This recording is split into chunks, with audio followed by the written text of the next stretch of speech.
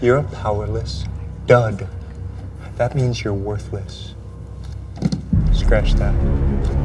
You're worse than worthless. I've heard this same crappy speech every day for 16 years. In this superpowered world, nothing is worse than being powerless. My parents died in a war with alien invaders. They gave me an ability book that should give me superpowers, but I haven't been able to open it. There's only one thing I haven't tried. This is just blood, okay? It's nothing to be scared of. I'm gonna be powerful enough to end my bullies, or die trying.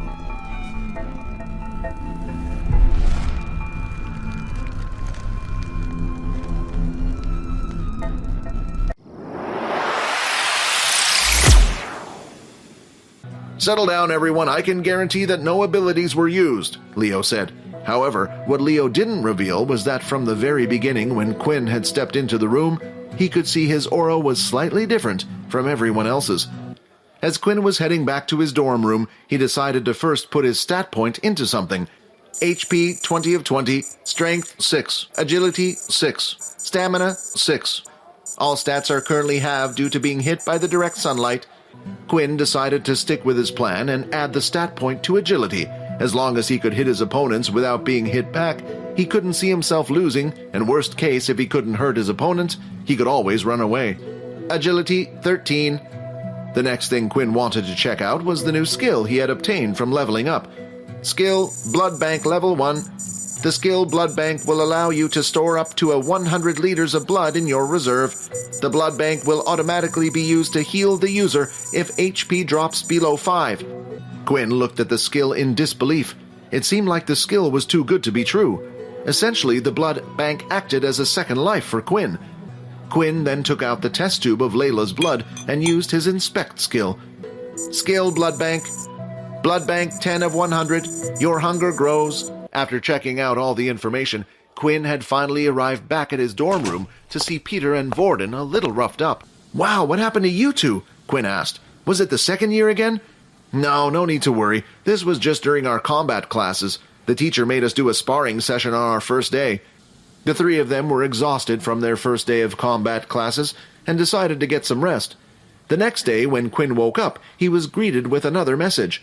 "Daily quest complete, 5 EXP has been rewarded. 25 of 400 EXP. Your hunger grows. Your HP will now drop by -1 HP every hour until human blood has been consumed. Skill Blood Bank. 10 milliliters of blood will be consumed. Would you like to proceed?" "Yes." After selecting the yes option, a sweet fragrance entered his mouth. The hole he could feel in his stomach had disappeared, and once again he was satisfied and back to normal. For the next week, combat class was a normal requirement for students. "Today's lessons will be sparring once again, but this time you will pick your own opponents." "Don't worry, Quinn, I'll let you in the first one," she said with a wink. "I'm sorry about this, young lady, but I'm going to have to ask you to sit out of this one," Leo said. Leo then pulled out his katana blade and pointed it at Quinn. "Show me what you got, boy, and don't hold back." "Look at him, he cheats in my match and now he's getting special treatment," Brandon complained. Before the sparring match started, Quinn decided to use his inspect skill, but for the first time ever, not a single bit of information had come up. "A strong opponent has appeared. Defeat the opponent for an instant level-up reward." "What's wrong?" Leo asked. "Oh, nothing, sorry," Quinn said as he got into a fighting stance. "All right, students, the minute starts now," Leo shouted. "I can't believe I'm actually having fun against a student," Leo said, laughing. "Now try this," Leo shouted. The attack from Leo's katana blade came from underneath. Before Quinn knew it, the blade was right underneath his chin. Beep, beep, beep. "Oh, looks like our time is up," Leo said. "About level 14 or 13 maybe. That's pretty good for a first-year student." Quinn was in admiration for the weapons teacher. "Please, would you be able to teach me how to fight?" Quinn asked as he bowed down. "Unfortunately, the weapon you have chosen I do not specialize in myself. There is one thing I can suggest to you. There's a popular VR fighting game that the military students from all the other schools play. The first thing you will need to do is get experience." "Thank you so much," Quinn said as he bowed down again. "Oh, and before I forget, it's been a while since I have had fun like that. As a prize, feel free to keep the gauntlets." Leo said as he walked off back to the center of the weapons hall. Do you mind if us two have a round? Brandon asked. Please, I would like to be your next opponent, Faye asked as he drew out his 2 short swords. I don't see why not, Quinn said. And please, begin, Leo shouted. Meanwhile, in Layla and Brandon's match, Brandon didn't seem to be doing much at all. He didn't charge in and he didn't attack. All he did was avoid Layla's arrows. It was as if his mind was focused on something else. Brandon then lifted his hand and at the right time cast his wind blast right behind at Quinn's back. Quinn saw Faye's blades and was ready to block, but that's when he felt a strong force push him from behind. It knocked him off balance, and at the same time, Faye's blades went right into Quinn's stomach. 10 of 20 HP. You... Quinn groaned. So you want to play games then? Quinn said. Then let's play some games. Enough! Stop now! Leo said as he pointed his blade towards Quinn. 2 wrongs do not make a right. Take him to the doctor's office and make sure he gets treated, Leo said. After checking the men had disappeared, Quinn had decided to head to the bathroom rather than to the doctor's office. Was because he could already feel his body was healing up. 12 of 20 HP. Your hunger grows. Your hunger grows. 15 of 20 HP. You will no longer heal. Your HP will continue to decrease by -1 HP until human blood has been consumed. While Quinn was busy getting changed, he heard the sound of 2 students talking as they walked down the corridor. Why did I get kicked out as well? You were the only one who used an ability, Faye complained. Hey, you were fine with the plan when I told you about it earlier. Why are you getting so annoyed about it now? Brandon said. You were the one who dragged me into it all because you lost to a level 1. Embarrassing, Faye chuckled. Do I need to remind you that I'm a higher level than you, Faye, or do we have to fight so you can learn your place? That's when Faye decided to walk off in the opposite direction, away from the dorm rooms. A rush of students was now heading back to their dorm rooms, and that included Peter and Vorden. What the... Is that Quinn's clothes? Peter said as he lifted them off the ground. They're covered in blood. Did he get hurt during training? What happened to him? Vorden thought.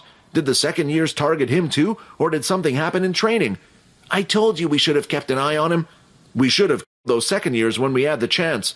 Oh, is Quinn here? Layla said, but in the next second, Vorden grabbed Layla by the hand, dragging her in, and slammed the door behind her. Vorden then immediately pushed Layla up by the door and pressed his forearm against her neck. Tell me what happened to Quinn now. What the hell's wrong with you? Layla managed to groan out. Hey, Vorden, I think you're hurting her, Peter said quietly. The little one didn't like you, and the other one told me not to get involved, but in the end, I'm always the one that has to deal with things, Vorden said. Hey, seriously, Vorden, you're going too far, Peter shouted. Shut up, Vorden shouted as he turned to look at Peter. My name is not Vorden either. That's when Layla saw her opportunity. The grip around her neck loosened a little as Vorden was distracted. She reached down into her quiver that was attached to her waist and pulled out one of her arrows, then proceeded to stab the arrow into the top part of Vorden's thigh. Ah! Vorden cried as he flinched and let go of Layla. Don't you dare move, you psycho, said Layla. I swear if you do, I will not hesitate to shove this arrow right in your head. I don't even know why Quinn asked me to look out for you. If you ask me, he's better off without someone like you. Wait, Quinn really said that? Vorden said in a gentle tone. Look, I'm sorry about what just happened, but I just want to know what happened to Quinn. As Vorden said these words, his eyebrows were slightly twitching. His personality had taken a complete 180 turn, and Layla didn't know what to make of it. It was just an accident at the combat classes today, said Layla. Hey, are you all right, man? You kind of acting a little strange there, Peter asked. Yeah, I'm fine, Vorden said. Well, I don't like her. I agree. We should get rid of her. Vorden, are you okay? Peter asked again. You've been standing there looking at the floor for a while now. Quinn glances around the rooftop feeling happy for his luck. Faye was the only person he could see up there. Lady Luck is on my side today. Ready and go! Quinn then pushed open the door and ran over to where Faye was in an instant. What the... Faye was too slow to react, and all he could do was lift his hand, but the blow was extremely powerful. When the red lines touched his skin, it immediately caused blood to be drawn. Faye didn't even have the chance to use his ability to fight back. It was over in an instant. Blood started to drip from his arms and began to create a small puddle of blood, and before Quinn realized it, his teeth had grown into fangs. He slowly walked over to Faye and could feel his heart beating faster. The sweet fragrances were getting stronger, But Quinn didn't care about the blood that was on the floor. He was more interested in the single vein that he could see pulsating through Faye's neck. Quinn then lifted Faye slightly off the ground and, without even thinking about it, sunk his fangs into Faye's neck. 11 of 20 HP. 20 of 20 HP. Blood bank has been filled 100 milliliters. A positive blood type has been consumed. +1 strength stat. 50 EXP has been awarded. As Quinn was enjoying the last few drops of blood when the sudden sound of the roof door being opened was heard. "You monster! Get off of him!" Loop shouted. Inside one of the dorm rooms, Peter was waiting inside patiently for either Vorden or Quinn to come back. Usually, he would have gone off with Vorden, but the way Vorden had acted earlier had given him second thoughts. The fact that Vorden said that Vorden wasn't his name. Peter wasn't exactly sure what he had meant by that. While Peter was busy worrying about the others, there was a sudden knock at the door. When he opened the door, though, Peter immediately tried closing it, but a hand had come out and held the door open. "Looks like he's not here," Momo said, looking around the room. Peter didn't have a good feeling about this. He remembered the last time they had met and how he had given Vorden a warning. "Well, since you're the only one here, why don't you come with us?" Momo said. "We have some plans, and we think you might be the perfect person to help us." Peter felt like he had no choice but to listen. Momo was a level 6 user. Back on the school rooftop, Loop had just arrived to see his friend being held by what looked like some humanoid creature. It was dark, so it was hard to see clearly, but as the creature held Faye in his arms and was biting into his neck, he could see glowing red eyes. An object started to grow out of Loop's body. It was a long, thin, white piece of bone that was the same size as a small sword. He pulled it out and threw it straight at Quinn. The flying sword bone flew straight at Quinn, but he knocked it away with his hand. Almost straight after, another piece of bone came at him, and behind it was Loop running right towards him. In both of Loop's hands, he held 2 white bone swords and swung them down at Quinn. However, Quinn managed to grab onto both of the bone swords, stopping them in place. When Quinn tried to use his strength to break the bones, surprisingly, nothing was happening. That was because of the difference in ability level. Loop was a level 3 ability user. The special substance he was able to create out of his body was stronger than that of a basic tier beast weapon. The bone spikes had managed to pierce Quinn's body in several different places, but luckily he was able to avoid a blow to the head, and his hands were protected by the gauntlets. 10 of 20 HP. Loop retracted the bone spikes into his body and was ready for the same attack again. As he breathed in, though, he could see Quinn swipe his hand like a claw. Loop ducked down, and instead of hitting him, the attack continued to go past, and the red lines eventually disappeared into nothing. "Let's see what you're hiding under that mask," Loop said as he stabbed one of the bone swords into Quinn's foot, and then lifted another one at his face. Loop was a good fighter. Quinn's sloppy skills weren't going to save him. 5 of 20 HP, blood bank auto use. 10 of 20 HP, 90 millimeters left in blood bank. 20 of 20 HP, 70 millimeters left in blood bank.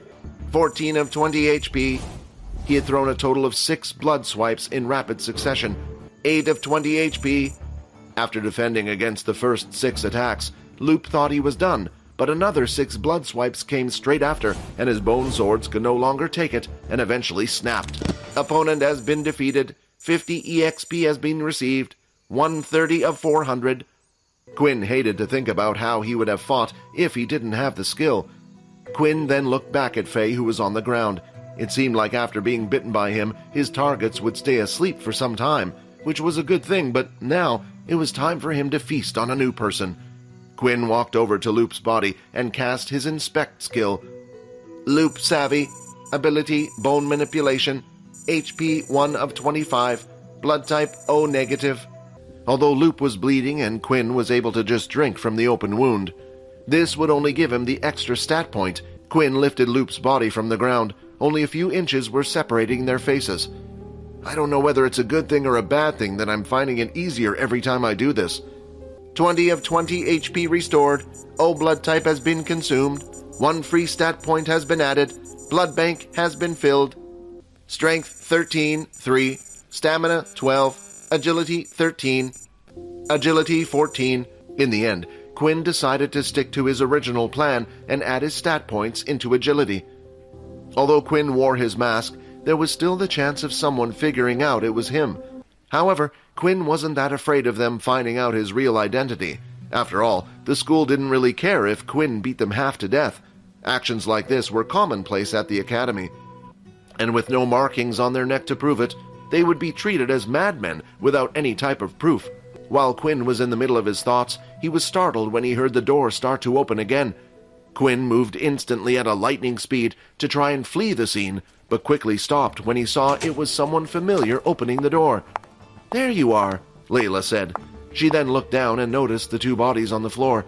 "Quick, we have to get out of here. The guards will be here any second now." "Oh no, we can't go this way." Layla then started to look around the roof. "I have a plan. Grab me and let's jump." "Are you crazy?" Quinn said. "Even with my strength from this height, I would at least break my legs, and even if I can heal, I still feel pain. Just trust me, come on, I can use my ability." Quinn quickly lifted Layla with both arms, despite his protest. "I'm counting on you," Quinn muttered as he leapt off the building. "Hey, that was pretty cool. You can fly?" Quinn asked, stunned. "No, my ability isn't that strong yet," Layla replied. "At most, I can only slow us down. Come on, let's head back to our rooms. A lot of the students have already formed their own groups and gangs to protect each other. Why don't you create your own group? That's not a bad idea, especially if in the future we get targeted even more. Maybe I should ask Vorden if he knows anyone." "That crazy guy? I told you he was bad news, Quinn." "What, did something happen?" "It's best if you hear it from your friend Peter. Maybe then you will realize how bad it was. After all, he saw the whole thing. How can the school just let these sorts of things happen? Surely there's a better way," Haley thought. As she went to check up on Faye, she noticed he was now sleeping calmly. However, when she looked at Loop, something had caught her eye that concerned her. In a certain spot on the boy's neck, there were two small puncture wounds similar to that of a snake bite. Haley then tapped her watch and waited a few moments for it to connect. "Hey, General, I believe there might be a stray beast roaming around the school." "What? That's impossible. We have seen no signs indicating the presence of one," the voice on the watch replied. "But there have been some strange signs on two students. I'm a little bit worried," Haley said. "Please, for me, would just investigate it?" Fine, whatever you want. How can I say no to my daughter?" Two military men came rushing in with another student on their back, soaked in blood. "Hurry, this student is in critical condition," the guard shouted. They quickly placed the student on the bed, and Haley quickly got to work. She tried and tried to use her abilities, but it was useless. The student was already too far gone. He had died. Haley then tapped her wristwatch once again to open up a digital report log. Report, confirming the time of death 9:30 p.m., a first-year student named Brandon Richardson. When Quinn had arrived back in his dorm room, he was surprised to see that neither Vorden or Peter seemed to be there. "It's nearly curfew time. I wonder what they're doing out so late." A few moments later, and Peter was the first to arrive back in the dorm room. He slowly entered the room and didn't even acknowledge the fact that Quinn had returned. He walked slowly over to his bed and placed the quilt over his head, slightly shaking. Then, soon after, Vorden had arrived. He could see a bulge wrapped underneath the sheets on Peter's bed. Then Vorden noticed that Quinn was sleeping. As Vorden looked at Quinn's peaceful face, he smiled. "Looks like you were fine," Vorden whispered to himself. "I'm sorry." Each one of them was dealing with their own problems, yet not one of them knew of the others. As Quinn woke up, he was greeted with his usual morning message. "Daily quest complete. Avoid direct sunlight for 8 hours. 135 of 400 EXP. "Hey, did you get a good sleep?" Vorden asked. "When I came in yesterday, you were completely knocked out." "Yeah, I was pretty worn out yesterday after combat classes." "I heard you got in an accident. Is everything okay?" Vorden asked. "As you can see, I've made a complete recovery. You don't need to worry about me." "Hey, seriously though, Quinn, if you're getting bullied or hurt, just tell me." "Is everything okay, Peter?" Quinn asked. "Huh? Yeah, I'm fine," Peter replied as he got dressed into a new uniform, a little bit spaced out. The three of them then started to head to the canteen, and as they were walking through the hallways, Quinn had spotted someone who he didn't want to see first thing in the morning. It was Loop. When the two walked by each other, Loop stopped and called out to Quinn. "Hey, is it okay to talk to you in private?" Loop asked. Quinn had put this into his calculations that they might group up to attack him, but he didn't think something would happen so soon. However, when he looked around, there was no sight of Brandon or even Faye nearby. "Hey, is everything okay?" Vorden said in a stern voice, not breaking eye contact with Loop. Yeah, it's fine, Vorden. You two go ahead. I'll catch up with you in a bit. I'm sorry about yesterday, Loop said as he bowed. I promise I won't tell anyone about your secret. Please, whatever you do, just let me live. Thanks for keeping my secret. Besides, I don't really have a grudge against you. Although your friends were the one to act on me, you didn't do anything. You were just trying to help your friends, Quinn said. Thank you for sparing me, Loop said. I promise if you need anything, I will help you. I just don't want what happened to Brandon happening to me. Brandon? Quinn said, confused. What happened to Brandon? The news of Brandon's death shocks Quinn. Is he genuinely unaware of Brandon's fate, or is he hiding something from Loop? How will Quinn navigate the tense situation between Layla and Vorden? Who is the mysterious entity Vorden is conversing with? Look, I promise I'll keep your secret. I know you attacked Faye because of what happened at the weapons hall. It had to be you. So you decided to go after Brandon next after taking down me. Look, I just want to continue living in school as normal. I just don't want to get involved, and I'll stay out of your way. If the other students were to learn about the attacks on Faye and Brandon, they would naturally assume it might have been Quinn wanting payback. However, the one thing that would make them doubt that was the fact that he was only a level 1 student. Right now, only Loop knew his secret, so it was no wonder Loop was afraid of him. With all this information, for now, Quinn felt it was best to play along. You don't have to worry, said Quinn. As long as you stay out of my way, I will stay out of yours. Thank you, Loop said as he bowed down and left the room. After Loop had left, there was a thought lingering on Quinn's mind. Just who did kill Brandon? Was there anyone in the school who had a grudge against him? It was hard for Quinn to come up with a suspect. All he knew about Brandon was what had happened at the combat classes. If a petty person like him was able to plan an attack like that, then perhaps he had made many enemies already. After finishing his talk, Quinn headed to the canteen to catch up with his other 2 roommates. But when he entered the canteen, instead of seeing Vorden and Peter sitting together like usual, Vorden was sitting on his own, and there was no sign of Peter. Hey, so where's Peter? Didn't you two come here together? You're looking in the wrong places, Vorden said as he pointed in a different section of the canteen. But the direction Vorden had pointed in was the higher level tables, the level 4 and 5 tables, and sitting next to them was Peter. What is he doing over there? Are they targeting him? Quinn asked.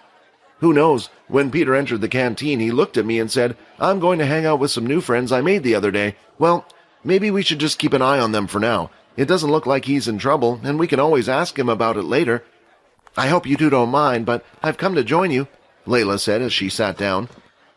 As soon as Layla sat at her seat, she couldn't stop staring at Vorden, and the same was true for him. In the middle of the two was Quinn. He could feel the heat and tension in the air with both of them, and he didn't have a clue what happened. So I see that hole in your leg healed up nicely, Layla said. What are you talking about? Sorry, my name's Vorden. I don't believe we have met, Vorden said, pulling out his hand for a shake. You are crazy if you think I'm just going to shake your hand, and that you're just going to pretend nothing happened, are you? Layla then turned to Quinn. Quinn, can you not see this guy is crazy yet? Don't call me crazy, Vorden said slowly, saying each word. Hey, I think you both need to calm down, said Quinn. This crazy boy attacked me when I went to your room last night. Look, Layla said, as she pulled down her uniform slightly to reveal the red marks on her neck. I kept telling you, Quinn, he's dangerous. Leave him. I said, don't call me crazy. And again, just like last time, Vorden slowly said each word, one by one. Judging by the tone of Vorden's voice, it felt like he was going to snap at any second, and Layla was prepared for it. She kept her senses on high alert, ready to use her ability any second now. Even Quinn was unsure about what Vorden was about to do. Vorden, is what Layla said true? Did you attack her? Quinn asked in a soft voice, hoping to defuse the situation. I'm sorry about attacking you. When I saw Quinn's blood, I thought that maybe the attacker had come back to get revenge. I thought you might have come in to attack me and Peter as well, Vorden explained. How can we even believe you? Layla said, still annoyed by the whole thing. It was clear to her that Vorden was unstable. However, even Quinn felt like Vorden was acting strange. It seemed like Vorden was always trying to hide something. When Vorden was asked about what happened between him and the second years, and even now with what had happened between him and Layla, I'll just leave you be for now, Vorden said. I'm sorry about what happened. He then got out from his seat and left the two of them alone. For some reason, Quinn was unafraid of Vorden like the others. All the acts of aggression that Quinn felt, it never felt like it was aimed towards him. In the hallway, while Vorden was heading to his elemental combat class, he decided to quickly step into an empty classroom on the way. "Why did you get in my way? We could have taught that girl a lesson." "What did I tell you? It's because of you we're in this mess in the first place. You attacked her. It's our fault to begin with." "Fine, but you understand that if you keep suppressing us, the little one's anger will only build up. The more he thinks Quinn is trying to get away, the angrier he will be, and then when he takes over, there's nothing me and you can do. I won't let it get to that point. I'm sorry, Quinn, for getting you involved in this, but you were just unlucky the little one chose you." With breakfast over and done with, it was time for Layla and Quinn to head to their beast weapons class. "Now, for today's lesson, it will be individual practice. You have fought for the last couple of days with your weapon. Now you must learn how to get the hang of it." With that, everyone went into a separate space with their weapon. "I wish there was someone who could teach me how to use these things," Quinn said as he sighed. "Request of combat lesson activated. A suitable weapon is currently in use. Hand-to-hand combat level 1 will now be shown." Just then, as Quinn said those words, he seemed to have activated something within the system. In front of his eyes, a video started to play. In the video stood a single, tall, long-haired blonde man in a large empty room. On his both of hands, he wore 2 gauntlets similar to Quinn's, but looked a lot more powerful, and his beauty was unmatched. "Hello and welcome to hand-to-hand combat classes for beginners," the blonde man said in a cheery voice. "I don't know how much time has passed, but if you have come across this video, that means you're one of us, and I hope that this information that is being provided isn't useless in your day and age." The appearance of the man and the man's words made Quinn think about who exactly the man was in the video, and he had good reason to believe that he was a vampire. The video continued to play, and the tall blonde man started to speak again. "To whomever this video happens to be shown to, I will now demonstrate a set of skills that you should be able to perform at your level. Our kind and/or abilities work best when we use a weapon that covers our hands. The first move is a defensive move. I call it Flash Step. To perform this, if the system has been set up correctly, you will need at least 15 points of agility. The next skill I will show you is the Hammer Strike." All of this was done in one smooth motion. Just from watching the video, Quinn could see that the air had slightly moved. "Cool, right?" the man said, smiling. "For this skill, you will need at least 15 strength as well. That is all for today. When you are ready, the next set of hand-to-hand combat classes will be unlocked for you." Quinn couldn't help but think who this guy was. The way he spoke clearly meant he knew about the system. Did that mean he was the creator of the book Quinn's parents had left him? But it was hard for Quinn to remember meeting anyone like the man in the video. He didn't even know what his parents' faces looked like that well. Whatever it was, he was happy that the system was starting to help him out more. "Quinn, I'm afraid I have some bad news," Leo said. "I'm afraid you will have to follow these men. They have a few questions they would like to ask you. Don't worry, I will be coming too." A few moments later, and the two of them were teleported into a small square room. There were no windows and a few lights above them. The hooded female sat on one side and an empty chair on the other. Standing behind the female was a man who had the rank of general on his clothing. "Please sit," the general said. "Don't look so worried, boy. As long as you have done nothing wrong, you have nothing to worry about." "Now, before we begin, I would like to inform you of a few things," the sergeant said. "A student by the name of Brandon Richardson has passed away recently. Now, your teacher here has informed me that he and another student named Fei Lan had attacked you during combat classes yesterday. Now, not only has one of the students passed away, but Fei was also admitted to the hospital late last night. We currently have no leads to what happened to Brandon, so that eventually led us to you. Although it's hard to believe someone with no ability like you could do something like this, there is always a way. The woman sitting opposite you here has the ability to detect whether someone is telling the truth or not. Now, please proceed with her demands." "It's okay," the lady said. "I just need you to place your hand over mine." As Quinn placed his hand over hers, he suddenly felt a calming feeling enter his body. "An ability has been detected. Unable to block the user's ability."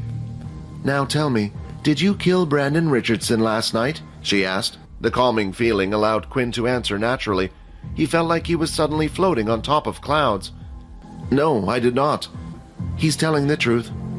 "It looks like we no longer have any leads. It's a shame, but an accident like this happens from time to time. "It is expected," the sergeant said. "I'm sorry for wasting your time. Feel free to head back to class." With the questioning over, the two guards grabbed Leo and Quinn by the arm once again, and a few moments later were teleported back to the weapons hall. "Boy, your heartbeat was starting to give me doubts that you were hiding something," said Leo. "But I'm glad you were not the culprit. Otherwise, I would have lost a promising student." With that said, Leo started to walk around the room and give advice out to the other students. That's when Layla had come over to where Quinn was. Quinn explained to Layla what had happened after the integration. "Hey, Quinn, you might not like what I'm about to say, but do you think maybe Vorden did it?" "What makes you say that? Did something happen between Vorden and Brandon?" "No, I mean, is it not strange that Vorden approached you in the first place? He's a level 5 user, while you're just a level 1. And when he attacked me the other day, he kept shouting about you. And trust me, the guy seems crazy enough to do something like that." Although Quinn was trying his best to learn the hammer strike move, he couldn't concentrate. He kept thinking about the words that Layla had said. Right now, there were no suspects to Brandon's death, and Vorden had acted oddly at times. And the last thing was the fact that Vorden wasn't in his room when Quinn arrived back last night. Just what was he doing so late? As they walked out of the weapons hall and out onto the ground floor, them and several other first-year students had been stopped. The people stopping them were second-year students, and they had asked all the first-year students to gather at the assembly hall. "Welcome, every single one of you," Momo said. "Today we have a special event, a special message to all you first-years. You see, there has been someone going around trying to go against us, thinking he can break the previous system that has been around for years in this school. I am here to tell you that this is what happens to those who do not obey." "Vorden?" At that moment, Momo pulled a piece of string, pulling back the curtains, revealing what was behind them. As the curtains were drawn, a badly beaten-up Vorden was on display, tied to a large wooden plank. Both of his hands were slotted into holes, while his body was made to stand, and it looked like his legs were wired down by some type of ability. Just then, several of the second-year students pulled out carts that seemed to be filled with large black circular stones. Momo picked up one of the round balls and held it in his hand. "This here is a metal ball that has been embedded with the power of a beast crystal," said Momo. "When the Earth had found a way to mix the beast crystal with our own weapons, it was a turning point in the war. But what they don't teach you as first years is that beast weapons need to be activated with your ability. Once activated, they can give out extra power. The higher the beast crystal used to make the weapon, the higher the power. So us second years have decided to give you from the beast weapons class and some of you other first year students a shortcut. Today, we will show you how to activate a beast weapon using these balls." That's when a first year student raised his hand to ask a question. Excuse me, but does any of the teachers know about this?" Then a second year student had come from the side of the assembly hall and immediately punched the student who asked the question in the face. The second-year student repeatedly punched the person until he eventually passed out. "Are there any more questions?" Momo asked. The first-year student stood there silent in fear. Now, usually your weapons wouldn't change color when activated, but as I said earlier, these balls are you just for the sake of helping you learn how to activate your weapons. Once the color is changed, that means it has been activated and its strength is increased. Now today, we will be practicing target hitting. The board here is special, you see. Even a bullet wouldn't be able to penetrate through it. Only the power of a beast weapon can. So today's lesson is to throw the ball and hit the target. Simple, right? The second years are only doing this because they know they can get away with it. They have been here longer than us. Oh, I almost forgot. The crazy boy here has been targeting us second years one by one, thinking we wouldn't notice. How could they do something like that? Quinn, go call Leo. If it's him, he might stop this mess. But as Layla turned around to look at where Quinn was, he was nowhere to be seen. "Pick me. I don't mind having a little try," Quinn said with a smile, standing at the front of the students. As Quinn volunteered himself next, Momo couldn't help but think he was up to something. He knew the two of them were friends, so why would he volunteer? Quinn started to look around at all the second years in the room. There were a total of 8 second-year students standing by the edge of the hall, 4 on each side that had around 50 first-year students surrounded. There were also 2 students by Vorden, 1 on each side of the board. These students were the weakest of the bunch. It was unlikely that any of the first years would help Quinn out, and even the strongest first year in the room was Erin, and even she was a level 5. It was no wonder, even though the first years outnumbered them, They were afraid. As Quinn held the ball in his hand, a message had appeared. Basic tier beast weapon, round ball. Would you like to activate? Strength of weapon will increase by 5%. Activate. The black ball started to glow. It glowed brighter than any of the balls the other students had held before. How is that possible? He was able to activate the basic tier weapon fully, Momo thought. Wasn't he just a useless level 1? Why do we have these powers? Quinn said out loud. Isn't it to protect ourselves? To fight those who harm our friends and family?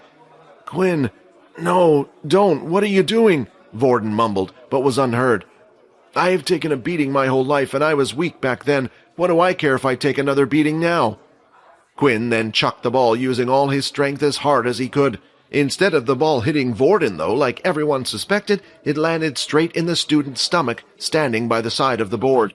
The power was so strong that the student was lifted off his feet and knocked out in one blow. 50 EXP gained, 175 of 400 EXP. What the hell are you guys doing standing there? Get him! Momo shouted. Quinn knew there wasn't much he could do against all the second-year students, so he wanted to create as much havoc as possible. The 2 level 4 students who stood by Momo's side started to come towards him, but instead of Quinn running toward them, he suddenly ran toward the crowd of first years behind him. He bent down and picked up 2 more of the black balls on the floor and started to head for the weaker students around the side, while weaving in between the first-year students. Then, when he was within distance, he had found his targets, the weak level 2s who were standing by the side. Once again, he threw out another 2 black balls, aiming for them at full strength. One of the students managed to avoid the black ball, but the other wasn't so lucky, getting hit and knocked out. 50 EXP gained, 225 of 400 EXP. This was Quinn's plan. So far, every level up, Quinn was able to obtain an ability. He didn't know what he would get, but he sure hoped it would help him win the fight. What are you guys doing? To anyone who manages to hit or capture that guy, they will be free from any form of punishment, Momo said. Why should we listen to you? Layla said. Just a second ago you dealt with one of us for asking a question. Who knows whether we can trust you or not? Fine, you don't want to help? Attack them all! Just then, the 2 level 4 students who were chasing after Quinn no longer cared about injuring the first years. But before it could even reach any of the students, an ice ball was shot out and froze the water attack in place, causing it to fall to the ground. I wasn't going to get involved, but you guys attacked me first, Erin said. Ha! Even if you're a level higher than us, do you really think you can take on 2 level 4s? Just then an arrow came shooting out, aiming for one of the students, but before it could reach him, an earth wall was raised. She won't be alone, Layla said. With Layla and Erin distracting the other high levels in the room, Quinn felt like this was his chance to deal with the rest of the level 2s. Out from the side, a long, thin object came lashing out at him. It was too fast for Quinn to react, causing him to be hit across his body. Not only did the attack pierce his chest, but it also sent him tumbling to the ground. 13 of 20 HP. You have caused so much trouble, Momo said. I don't know how you can activate the beast weapon so well, and your surprise attacks seem to work, but you will always be a weak level 1. Before Quinn could even get up, he was already surrounded by the other 6 second-year students. Vorden, watching the whole thing from the board, felt useless. I have to help him. He's only getting hurt because of me. This is all my fault, Vorden said. If you want to help him, then let me take over, a voice said in Vorden's head. Inside the assembly hall, there was one boy who was unsure of what to do, and that was Peter. He had been there the whole time from the very beginning, but chose to hide in the crowd so he wouldn't get picked. When he saw Quinn come to the stage to try to help Vorden, he felt even more guilty. Why? Because the whole reason Vorden was tied up on the slab in the first place was because of him. The other day when the second years came to see Peter, they had come with a proposal. Help them get Vorden to come to the assembly hall, and he would be protected by the second year. Of course, Peter felt like he had no choice. If he refused the second years there and then, they would have tortured him until he agreed anyway. So what was the use of fighting back if the end result was the same? Meanwhile, at the center of the assembly hall, Erin and Layla were busy confronting the 2 level 4 students. Hey, do you mind if we switch? One of the second-year students said. My water abilities are weak against her. I see you want a level 2 user, huh? The other student replied. Oh well, just finish her off quickly. With that, the 2 second-years charged in for the attack. The water ability user went after Layla, while the earth user went after Erin. As the earth user got closer, he stomped the ground, and a spiked earth mound followed, heading right for Erin. However, he didn't have much time to think. With her other hand, Erin had formed an ice spear and threw it towards her opponent. Suddenly, he felt his legs start to feel cold. When he looked down, he noticed they were starting to freeze. For a second-year level 4 Earth user, you are incredibly weak. Before the boy could react, Erin had whacked him in the back of the head with the hilt of her sword. How did she win so easily? The first-year students watching said. Although Erin had finished her match quickly, the same couldn't be said for Layla. The second-year student threw out his fist, and a ball of water came out towards her. It hit her dead in the stomach and sent her flying back towards the front of the hall near Vorden. "Hey you, free me, I can deal with him." "What?" Layla said as she looked up, noticing that it was Vorden who was speaking to her. "Come on, hurry, we don't have much time. Touch my leg." She still had an odd feeling in her gut, telling her Vorden was a bad person, but right now it was the only person she could rely on. She crawled over to Vorden's side and touched his leg as he had asked. Then the shackles tied around Vorden's arms and legs started shaking. Vorden was using Layla's telekinesis ability, but it was weak. It wasn't strong enough to break from the shackles. Layla then lifted her hand, and with the two of them working together, the shackles were finally removed, and Vorden was free. "Finally, I get to come out. It's been a long time." As the water user continued to run forward now that Vorden was free, he was more cautious. The last time they had fought with him in the assembly hall, they remembered Vorden having earth powers. At the time, the last person he had touched was Peter. Vorden then started to laugh hysterically and charged towards the water user. It was an unexpected move. The water user panicked and threw out 2 lines of water blades. These were just as sharp as an attack from a regular blade, but could be thrown out. As the blades came towards him, at the last second Vorden managed to twist his body in an odd way, avoiding both of the blades. He then lifted one of the black balls from the ground, using his telekinesis, and threw it out. However, the attack was easy for the water user to block, forming a water wall stopping the ball, but then, crack! Something was felt on the back of his leg, and at the same time a crunching sound was heard. The boy immediately fell to one knee. As he looked at Vorden in front of him, he could only see Vorden with his hands held out. Then another striking pain was felt through his body, this time on his other ankle. Without realizing it, Vorden had attacked him from behind, pulling the other black balls towards him.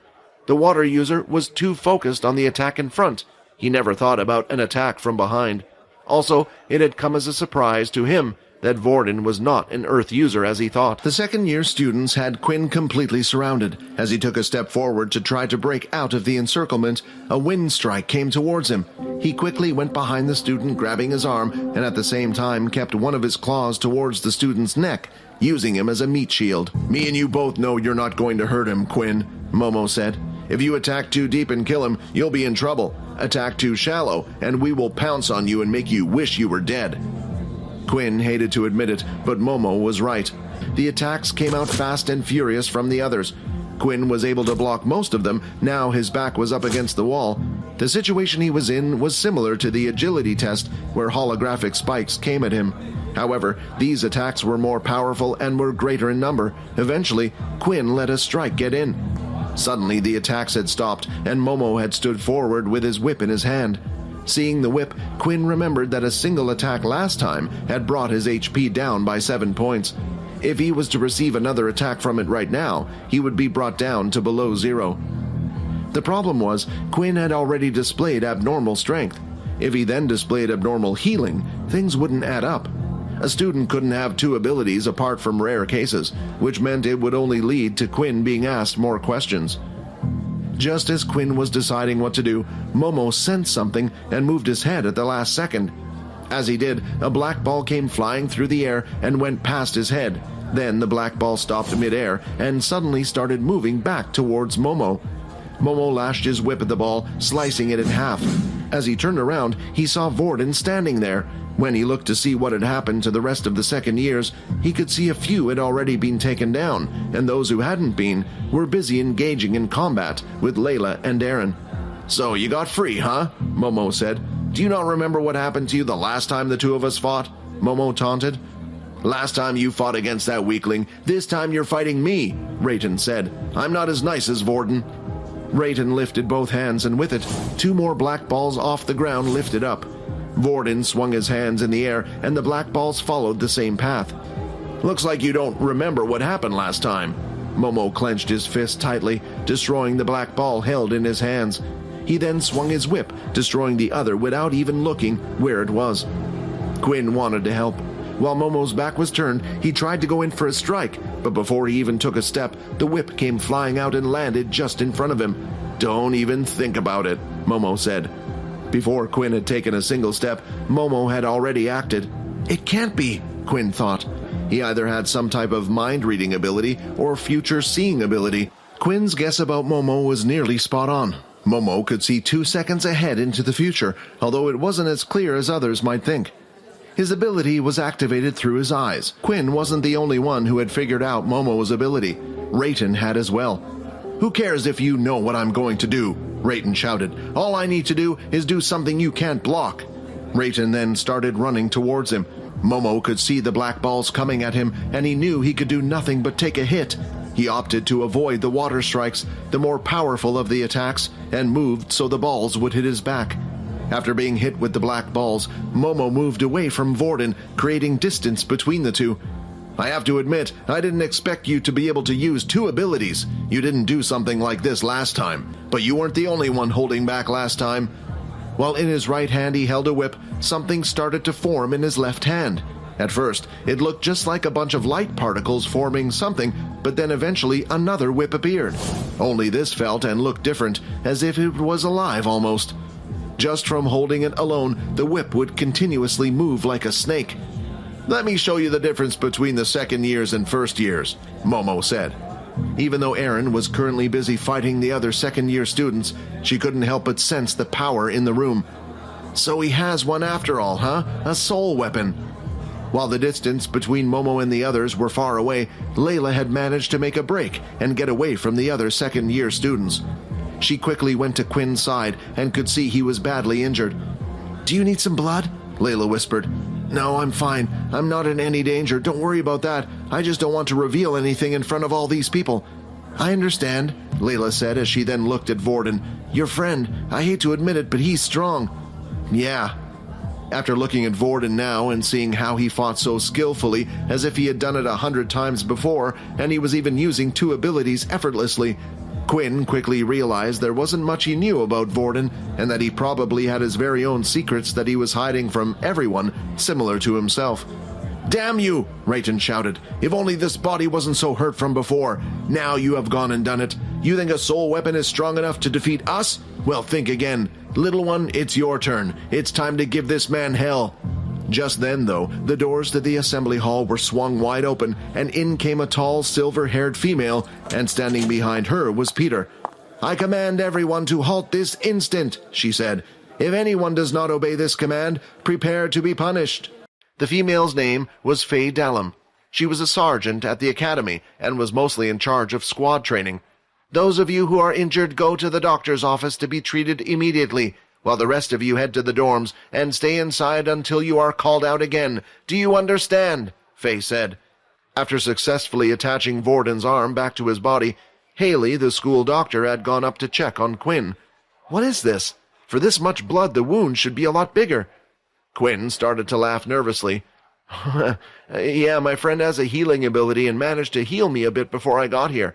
"Well, if you get the chance, send them down here. Their ability is quite good, and it looks like they have done a splendid job. I could do it with help, and I would love to have a student of my own." "Sure," Quinn replied. Meanwhile, inside one of the integration rooms, a large muscular man with forearms the size of thighs was sitting opposite the second-year student, Momo. His name was Duke King, and he was head of the second-year students. "Of all the people it had to be Faye to stop us," Momo complained. "I did as you asked, and now I might pay for it." "Will you relax? Nothing will come of this, I promise you that. You're only students, and these types of things happen, and I'll vouch for you." "Really? So this won't all fall back on me, then?" Momo asked. "Of course, as long as no one finds out about our little secret." The next day had arrived, and it was a weekend for the students. Just like any other school, students did not have to attend classes and were free to do as they wished around the city. However, for the leaders at the school, their day was not as relaxing as the students', for a meeting had been called. Faye was the first to stand and speak. "We are here today to conduct the meeting on what to do with the second-year students. who were involved in the case involving primarily the first-year student known as Vorden Blade and the students who are part of Dell's class and Leo's Beast Weapons class. I would like to ask your opinion on how these students should be punished." "Punished?" Duke said. "I see no reason for these students to be punished. If you look at the report, it seems like Vorden was the first to attack the others. They were simply retaliating. These types of things happen all the time." "I urge the rest of the sergeant to take extra precaution," said Faye. "It was only recently that we had the death of a student in our school. Unlike Brandon, Vorden is an original. If his family was to get involved in it, would not be good for the academy." "How is the preparation for the portal outing coming along for the first-year students?" Leo asked. "Yes, everything has been all set up," Nathan said. "A green portal has been selected for the students to go through, and the base has made preparations for their arrival. It should all go smoothly next week." "Do you know what planet the expedition will take place on?" Leo asked. "It's best to ask your students to pack some sun cream and their sunglasses, as they will be arriving on the planet Kaladi. Planet Kaladi, a planet that was mostly covered in desert and contained low-tier beasts. Kaladi contained a 72-hour cycle." The three of them then proceeded to head into town. They went ahead and grabbed some food, watched a movie, and had a good laugh, but as they were outside, Peter spotted a group of high-level first-years he had met before. "Hey guys, I just remembered that I promised to meet up with a few people from school tonight," said Peter. "It was great hanging out with you guys, but I'll see you when you get back to the dorm." Vorden looked at Quinn, realizing that they both thought Peter's words sounded suspicious. "Took you long enough." The student standing in front of the group had a scar on his chin, and his name was Earl. "What the hell do you think you were doing calling the teacher the other day? Now Momo and the others are giving us a hard time for relying on you. Now, we have another job for you, Peter, and you better do it right this time, you understand?" Peter then shook his head. He had already decided that no matter what, he would never betray Vorden or Quinn again. "What, are you saying no? Do your thing, Jerry." Then Jerry placed his hand on top of Peter's, and slowly a warm feeling was felt, and the bones in Peter's fingers were starting to take shape. They reformed to what they once were, and he had been healed. He grabbed Peter's fingers again and repeated the process again and again. Without him realizing it, he no longer wanted to feel the pain and nodded, agreeing to their request. "Good," Earl said. "Now this time, you better do it right, and be sure not to involve anyone." With Peter gone, that left Quinn and Vorden on their own. They were currently walking down the high street, which was full of clothes shops and restaurants. Students only received 10 credits a day as an allowance, but that didn't stop their parents from sending them extra money while they were in school. The richer students were free to spend and buy whatever they liked, and sadly the richer students were usually the stronger ones as well. Although the city didn't open up to any regular civilians, it was still open up to all the workers. The city was full of military personnel, but not all of them were soldiers. There were still cooks that were needed, admin staff, engineers, building workers, and even general people who would run the shop, and in return were given nice living accommodations and didn't have to worry about life on the outside world. So although they worked for the military, they weren't required to be relied on for fighting unless absolutely necessary. While the two were walking, Quinn couldn't help but think back to the fight between Vorden and Momo. "Hey, Vorden, I know you said your ability resets every day, but you never said you could wield 2 abilities at once," Quinn asked. "Didn't I?" Vorden said with an awkward smile. "Well, there are some in my family that can even hold 3. "Really? So how does it exactly work?" "Well, if I told you our family secrets, Quinn, you would have to become a part of our family. Either that or I'd have to kill you." For a second there was an awkward silence between the two, as Quinn wasn't sure if Vorden was joking or not. "Relax, will you?" Vorden said. "But yeah, I honestly can't tell you anything. You know Originals rules and all." Vorden belonged to one of the original families that had decided to keep their ability within their family, meaning the only people that knew how to copy other abilities were the Blades. Of course, Vorden wasn't allowed to talk to anyone about their ability. "Yeah, sorry about that, but if you don't mind me asking, if you copy an ability you've never received before, how are you able to fight with them so well?" "Let me show you something," Vorden said. The two of them continued to walk down the high street, which was filled with shops, until Vorden eventually stopped just outside a game store. The two of them headed inside, and there were all types of games filled on the shelves. At the very back of the shop was a VR pod for people to test out before they bought anything. Just like everything else, even the gaming technology had improved significantly after the war. Then Vorden pointed at the VR capsule. "You see that thing? I grew up playing on that." "What?" Quinn thought. But then Quinn remembered Leo mentioning something about a VR game that was popular between students. He said if he wanted to get fighting experience, it would be good if he played a certain game. Is this what he was talking about? There's a popular game played in the outside world and within the military schools called Power Fighter. The game is simple. It gives you an open, empty room and the two of you fight until one loses. Although it sounds simple, the game itself is used to help people train. The VR capsule can record all attributes of your body. Anything you do in the real world, you can do in the game. The only thing that it can't do is record your ability. Vorden then walked up to the capsule and touched the front of the capsule where there was a round ring. A holographic display appeared with the game's setting on top. Vorden then placed his hand on the holographic display and a notification sound was heard. "Welcome, user ID VB copy," the machine said. As Vorden logged into the game, his user ID's information could be seen, along with a dummy model of his fighter, which looked nothing like Vorden. It displayed the total number of fights Vorden had and how many wins and losses. Although Vorden quickly went from that screen on to another, too quick for Quinn to see anything. Then Vorden was suddenly on an ability tab. The list seemed almost endless. "Wait, I thought you said the game couldn't record your ability," Quinn asked. "It can't, but so the game was even more realistic, and so it could be used as a training tool, it uploads into its database every ability that is shared out there in the world that we know today. Of course, only the ones that are made public. So original abilities and abilities that have yet to be discovered aren't on this list, including my own.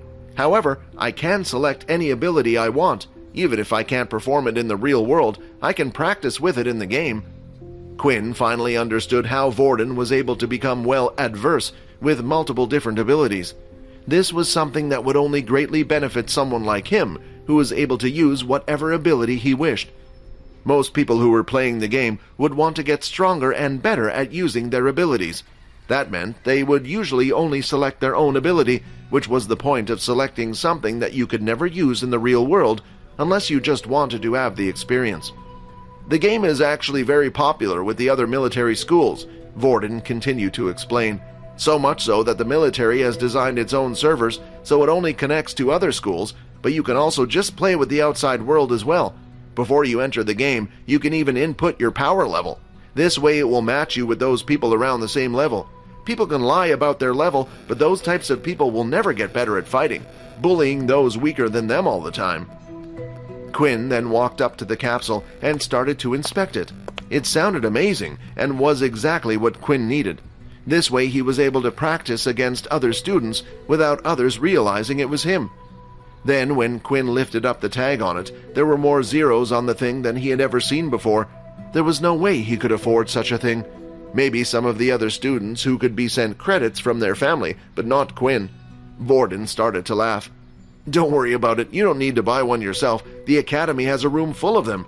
"Really? Come on, let's head back and give it a go." The sun was starting to set outside, so it was just the right time for Vorden and Quinn to head back to the academy, and when they did, they immediately went over to the VR room. Just like the capsule in the shop, it was a room filled with rows and rows containing capsules, and off to the side was a small shop and counter where students were able to buy snacks and refreshments. The room was currently packed with students, just as Vorden and Leo had said. The game was incredibly popular. Looking at the excitement in the students' eyes and faces, Quinn started to feel upset. It felt like there was a world he never got to experience growing up just because he was poor. The two of them went up to the front counter that was stationed next to the small cafe. "Hi, we would like to rent out 2 capsules, please," Vorden asked. "A single capsule will cost you 10 credits per hour," the female replied. Hearing that number made Quinn gulp. For some reason he had expected the capsules to be free, but of course they would have to pay to rent them. With Quinn's 10 credits he received a day, at most he could play the game for was an hour a day. He didn't need the money for anything else. After all, the school provided the accommodation and 3 meals a day for them. "All right, are you ready?" Vorden asked. "Huh? What did you pay?" "Yeah, don't worry about it. Come on, let's go." The woman behind the counter had handed Vorden 2 tags numbered 23 and 24. The two of them walked around the room until they had found 2 capsules next to each other. They both had large numbers displayed on the front of the capsule in big bold ink. "Here we are," Vorden said. With these capsules, they're only able to link to the military servers. You can find with others from the schools, but you won't be able to connect it to the normal servers. You will need to buy your own capsule for that. When you log into the game, you can play as a guest for now, and just search for the ID VB copy and join my room when you can. With that, the two of them slowly climbed into the VR capsule. When the machine sensed they were both comfortably inside, the capsule lid slowly started to close in on both of them. Then, before they realized it, their minds were completely transported to another space. Quinn was now in a large, empty white room. There were no walls in sight, and it looked like the room was endless. Suddenly, a screen appeared in front of him. "Welcome to Power Fighter. What would you like to do? Log in, register, play as guest." As Vorden had suggested for now, Quinn decided to play as a guest. Then he went on through the system and started to search for Vorden's gamer ID. Once he had selected to join the person's room, he patiently waited for Vorden to accept. "Room invite accepted. Transporting in 3, 2, 1. Then, in an instant, Quinn had been transported to another empty white space room. Only this time, Vorden was there as well, but Vorden didn't look like himself. He looked like a completely different person. Both his hands had been wrapped in bandages, and on his face, he wore a scarf. He looked like an ancient ninja. Vorden, is that you?" "Oh, sorry," Vorden said, and the next second he looked like the ordinary Vorden at school. "What was that?" Quinn asked. "That, the game allows you to customize your character, so you can make it look like whatever you want. The clothes I was wearing, a type of skin, although they cost credits, so I wouldn't worry about that." The sound of the game was just getting even better for Quinn. Allowing the users to create a character to be used in the game meant that no one would know it was him unless they knew his username. "Do you want to watch me play a few games so you know how the game works?" Vorden asked. "Sure."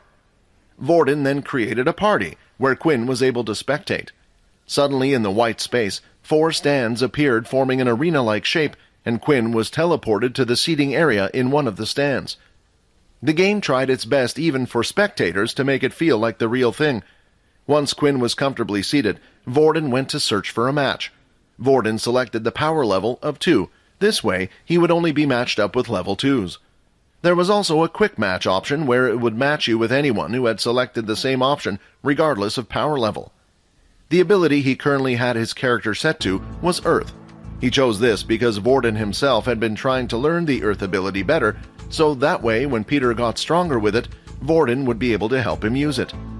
When an opponent was found, he too was teleported into space where Vorden stood. The two of them started out on the opposite side of the room, then Quinn could see a big countdown appear over the arena. When the countdown reaches 0, the match immediately began. Vorden was going up against another Earth user. Earth users were the most common ability to be found. The match didn't last long though, as it was clear that Vorden had the greater experience when it came to fighting. The match had only lasted a total of 5 minutes, but while watching the game, Quinn started to figure out how it worked. Above each player's head was a health bar, but there was no way to show how much health each player had. Judging by what Vorden had said, this was most likely because everyone had a different set of health, depending on what the VR headset was able to read from the body. Quinn himself knew this because of his inspect skill. Every time he would look at the stats of a different person, some of them had different amounts, and that included him. The next thing he noticed was the fact that there wasn't actually any damage done to the player. When Vorden would strike or stab a person, the system would cause the player to react to these by startling the player, but it wouldn't permanently damage the person like it would have done in real life. Similar to a game, it would treat hits on vital parts as a critical hit, but the player could continue to fight like normal as long as their HP didn't hit 0. After that, Quinn continued to watch Vorden play a few more games, and before they knew it, their time was up. Although Quinn didn't have the time to play today, he couldn't wait to try out the machine tomorrow. What hidden power is Vorden keeping from Quinn, and why can't he reveal it? How will Quinn adapt to this virtual world, and what challenges await him? Find out in the next episode. Hi, Quinn here. Wondering what happens next? If you want to jump the queue and unleash all episodes, click on the link here and install the Pocket FM app.